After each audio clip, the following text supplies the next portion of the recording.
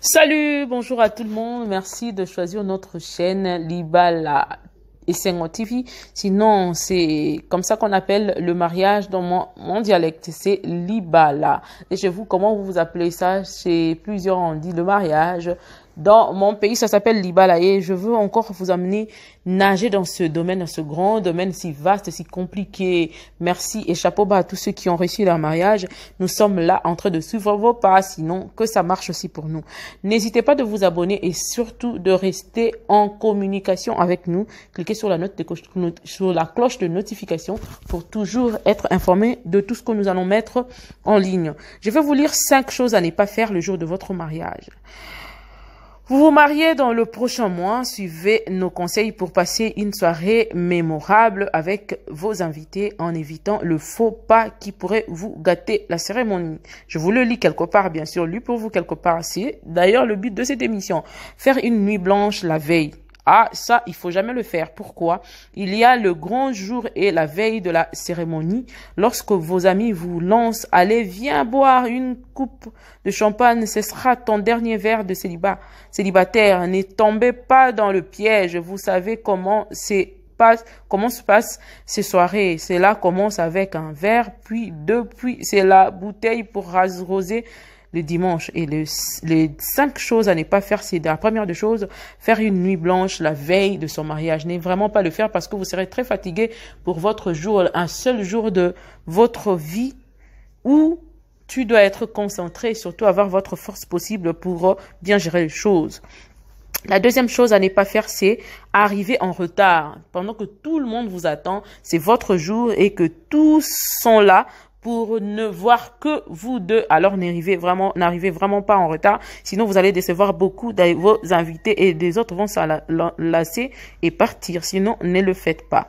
La troisième chose à ne pas faire, vouloir parler à tout prix à tout le monde. C'est impossible, pratiquement impossible de parler à tout le monde le jour de son mariage parce que il y a tellement de monde. Avec tout ce monde-là, te décider de parler à tout le monde, ça serait compliqué pour toi et tu seras épuisé, fatigué et tu passeras peut-être pas de bons moments de nuit, de noces. S'il te plaît, repose-toi, essaye de parler le plus moins possible, de laisser les autres faire tout à ta place, ça serait mieux. Coordonne à partir de loin, essaye déjà de tout bien préparer avant même le mariage. Sinon, si c'est le jour du mariage que tu veux faire le mieux, tu tomberas malade. C'est impossible de parler à tout le monde, de faire des photos à tout le monde. Finalement, à la fin, tu seras épuisé. Pourquoi tu t'es marié et tu seras fatigué du reste.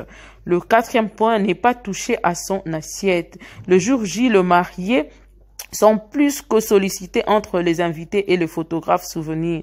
Vous n'aurez pas le temps de déguster le petit four que vous aviez pourtant choisi avec cœur et gourmandise. Pour éviter de vous retrouver avec un estomac vide qui risque de vous prendre pompette après 2 coupes de champagne, soyez prévoyante. Demandez à votre traiteur de réserver un de ses serveurs rien que pour votre amoureux et vous.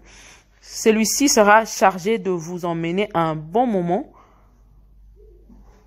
Vous emmenez au bon moment les assiettes et c'est à votre rythme. Une riche idée pour éviter d'avoir l'estomac qui gargouille. Évitez ça, sinon mangez à temps et surtout qu'une personne s'en charge, s'occupe de ça pour bien le faire. Sinon, ça serait catastrophique pour vous. Vous allez faire déjà trop de tours avec tout ce qu'on a, avec le stress et tout ça là.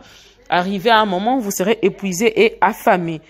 Et aussi, la 5e chose à ne pas faire, c'est de ne pas trop boire. Ne buvez pas trop parce que la nuit tant attendue vous attend, la nuit de noces. Évitez cela, sinon c'est du catastrophe totale. C'est les 5 choses à éviter.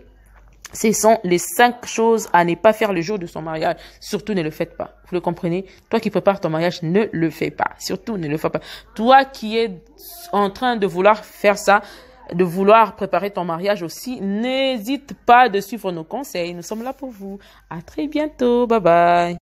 Salut, bonjour à tout le monde. Merci de choisir notre chaîne Libala et Senghor TV. Sinon, c'est comme ça qu'on appelle le mariage dans mon dialecte. C'est Libala. Et chez vous, comment vous appelez ça?